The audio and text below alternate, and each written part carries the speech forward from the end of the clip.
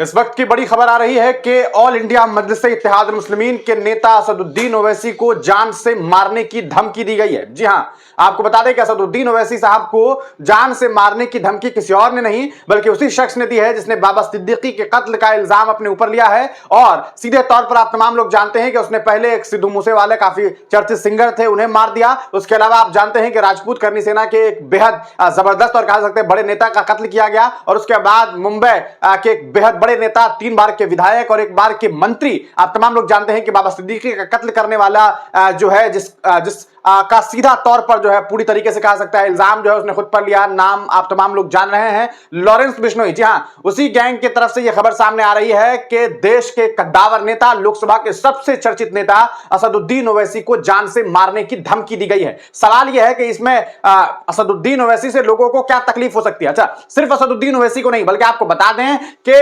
देश के नेता प्रतिपक्ष, लोकसभा के नेता प्रतिपक्ष राहुल गांधी को भी, जी हां, राहुल गांधी को भी धमकी दी गई है। Leader of opposition Rahul Gandhi को जान से मारने की धमकी दी गई है। असदुद्दीन ओवैसी को जान से मारने की धमकी दी गई है। आपको बताते चले, जब राहुल गांधी को जान से मारने की धमकी दी गई तो कांग्रेस की जो कह सकता है छात्र संघ है एनएसयूआई के द्वारा सीधे तौर पर इस पूरे मामले को लेकर के जो है वो थाने में जाकर के शिकायत दर्ज की गई, क्योंकि सीधे तौर पर फेसबुक पोस्ट के जरिए जो है ये धमकी दी गई कि राहुल गांधी अगला टारगेट है। लेकिन इसके अलावा असदुद्दीन ओवैसी को भी, जी हां, असदुद्दीन ओवैसी को भी जान से मारने की धमकी दी जा रही है।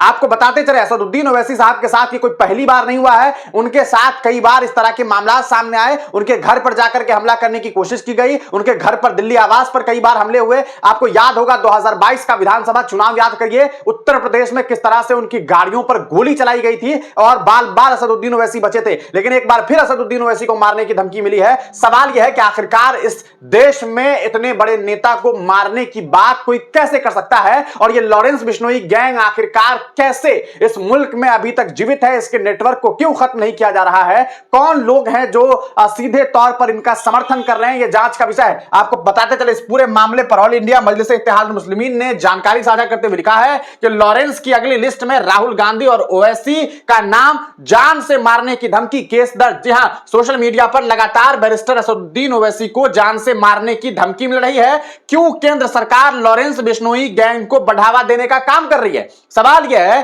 कि इससे समाज के नौजवान गलत दिशा की ओर आगे बढ़ रहे हैं। लॉरेंस बिश्नोई गैंग के खिलाफ कार्रवाई क्यों नहीं की जा रही है, यह सवाल ऑल इंडिया मजलिस इत्तेहाद मुस्लिमीन यानी कि असदुद्दीन ओवैसी की पार्टी पूछ रही है। सवाल यह है कि लॉरेंस बिश्नोई जैसा गैंगस्टर, जो कि एक आतंकवादी की तरह है, जो कि एक आतंकी की तरह है इस समाज में, जिसने आतंक फैलाने का काम किया, आखिरकार उसे सजा क्यों नहीं मिल पा रही है? इसका गैंग इतना हावी कैसे हो जा रहा है? क्यों इस तरह के मामला सामने आ रहे हैं? कैसे इसकी हिम्मत बढ़ रही है? यह एक बड़ा सवाल है। आप इस पूरे मामले को किस तरह से देखते हैं? क्या आपको नहीं लगता है कि कहीं ना कहीं इस लॉरेंस बिश्नोई को जो है सपोर्ट मिल रहा है? क्या पॉलिटिकली इसे समर्थन दिया जा रहा है? यह आदमी जेल में बंद है लेकिन इसके बावजूद यह आदमी कत्ल करवा रहा है। यह सबसे बड़ी विफलता की सबूत है, विफलताओं की सबूत है कि किस तरह से सरकार जो है वो विफल है एक आरोपी को, एक अपराधी को रोकने में, कि वो अपराध पर जो है वो रोक नहीं लगा पा रहे हैं सिस्टम के जो लोग हैं। आप सोचिए, जो आदमी जेल में बंद है, आखिरकार जेल प्रशासन क्या कर रही है? कैसे वो आदमी अपना नेटवर्क चला रहा है? यह सबसे बड़ा सवाल है। दूसरी बात, जो आदमी जेल में बंद है वो व्यक्ति मीडिया में इंटरव्यू दे रहा है और कह रहा है कि हम सलमान खान को मार देंगे। जी हां, हमारा तो भैया एक टारगेट है सलमान खान। आप सोच लीजिए, खुलेआम ये धमकी दी जा रही है। तसव्वुर करके देख लीजिए, थोड़ी देर के लिए सोच करके देख लीजिए, उमर खालिद है, शर्जील इमाम है और न जाने कितने अतर खान है, शाहरुख पठान है, ये तमाम मुस्लिम नौजवान जो जेल में कैद हैं, उनका एक वीडियो सामने आ जाए और वो ये कह दे कि ऐसा है साहब कि हम जो है सुनील शेट्टी को मार देंगे, हम जो है वो सनी देओल को मार देंगे, और इस तरह के कोई बयान दे दिए जाए, हम इनको मार देंगे। उसके बाद क्या होगा उस व्यक्ति के साथ? जरा सोच करके देखिए, तसव्वुर करके देखिए। लेकिन एक लॉरेंस बिश्नोई कई लोगों की हत्याएं करवा चुका है, खुद इल्जामात अपने सिर पर ले चुका है, लेकिन इसके बावजूद उसके नेटवर्क को क्यों खत्म नहीं किया जा रहा है? असदुद्दीन ओवैसी एक कद्दावर नेता है, उनकी सेफ्टी का ख्याल रखना जरूरी है। मुझे उम्मीद है भारतीय सरकार से, भारत की होम मिनिस्ट्री से, कि असदुद्दीन ओवैसी की सेफ्टी का ख्याल रखा जाए, क्योंकि अगर उनके साथ कुछ गलत होता है तो सीधे तौर पर इसके लिए जिम्मेदार जो है वो सरकारी तंत्र में बैठे हुए लोग होंगे। आप इस पूरे मामले को किस तरह से देखते हैं, अपनी राय कमेंट सेक्शन में जरूर दीजिएगा।